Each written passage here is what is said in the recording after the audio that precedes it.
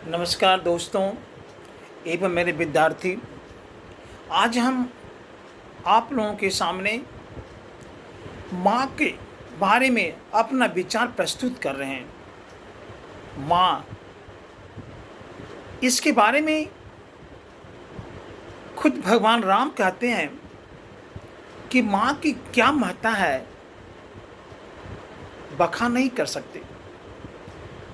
हमारे वेद, हमारे श्रुति माँ के गुणों का व्याख्यान नहीं करती। इसलिए मेरे बच्चों, मेरे दोस्तों, माँ की त्याग और माँ जो है वात्सल्य की धारा है, ममता की मूर्ति है, सर्वरक्षक है, सर्वपालक है।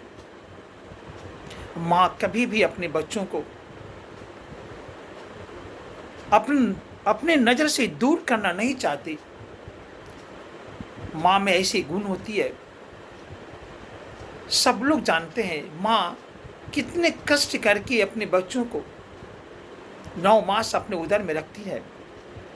जब वो जन्म देती है तो संसार की सारी सुखियाँ एक तरफ और उसका वात्सल्य प्रेम एक तरफ। वह न सोती है, न चैन की नींद लेती है, सिर्फ पे सिर्फ अपना सारा समय अपने बच्चों पर व्यतीत कर देती है। वो है माँ।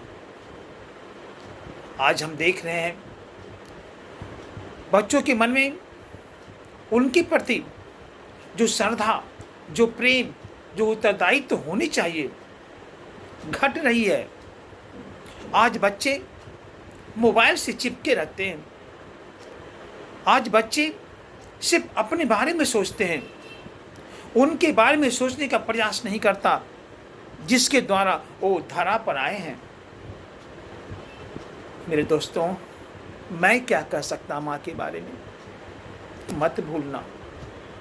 मेरे विद्यार्थी, बहुत जतन से माँ हम सबका पालन पोषण करती है, खुद भूखे रहती है, खुद कष्ट झेलती है, लेकिन अपने बच्चों को वह जीते जी कभी भी अहित नहीं चाहती। इसलिए माँ पर अपनी ममता लुटाओ। माँ एक नहीं, 4 नहीं, 5-5 बच्चों को झेल लेती है। और जब माँ का समय आता है तो आज हम लोग अपने कर्तव्य से विमुख हो जाते हैं। हमारे सामने सिर्फ और सिर्फ स्वार्थ की जो चादर है तो लिपट जाती है। नहीं होना चाहिए। उनके एहसान को भुलाना इस संसार का सबसे बड़ा पाप है। क्या बन जाओगे? डॉक्टर बन जाओगे, इंजीनियर बन जाओगे, आईएएस बन जाओगे, लेकिन सब बनना बेकार है यदि तुम एक पुत्र नहीं बन पाए। इसे लुटाओ, स्नेह की बारिश करो, माँ को खुश रखो। अभी भी जब भी कुछ दर्द होती है, किसी तरह की पीड़ा होती है, तो सबसे पहले माँ शब्द मुख पर आती है। माँ हमें जन्म देने वाली है, इसलिए वो सृष्टि करता हुई। माँ हमारी पालन करने वाली है, इसे पालन करता हुई। माँ हमारे दुखों को दूर करने वाली है, इससे शिव का स्वरूप भी है, शिवा भी है।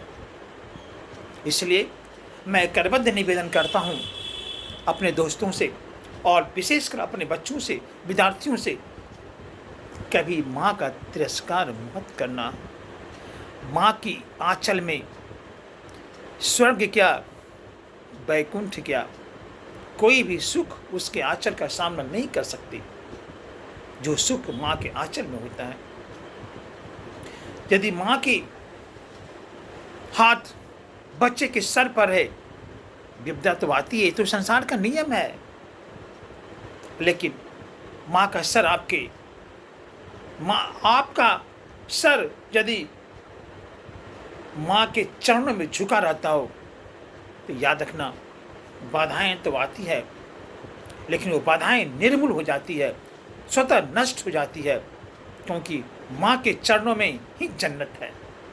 माँ के चरणों से ऐसी तेज निकलती है जिस तेज से आपकी सारी बाधाएं नष्ट हो जाती है। इसे माँ शब्द बहुत बड़ा शब्द है। इसका विश्लेषण करना बहुत मुश्किल है।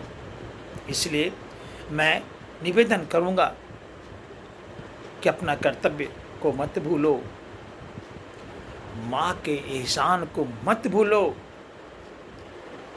उसे संसार की चिंता नहीं, उसे संसार की सुख की चिंता नहीं, उसकी सिर्फ एक और एक ही चिंता रहती है, मेरा बच्चा स्वस्थ रहे और सुखी रहे। क्योंकि माँ का प्रेम निस्वार्थ होता है, माँ के प्रेम में कोई स्वार्थ छिपा हुआ नहीं रहता है। इसलिए हमें उस माँ के प्रति अपने स्वभाव को कभी भी कठोरता नहीं लानी चाहिए, क्योंकि वो साक्षात ममता की मूर्ति है। इसलिए करबद्ध प्रार्थना से ये निवेदन करूँगा कि माँ और माँ को हम लोग पूजनीय मानकर उनके चरणों में अपने मस्तक को जरूर झुकाना।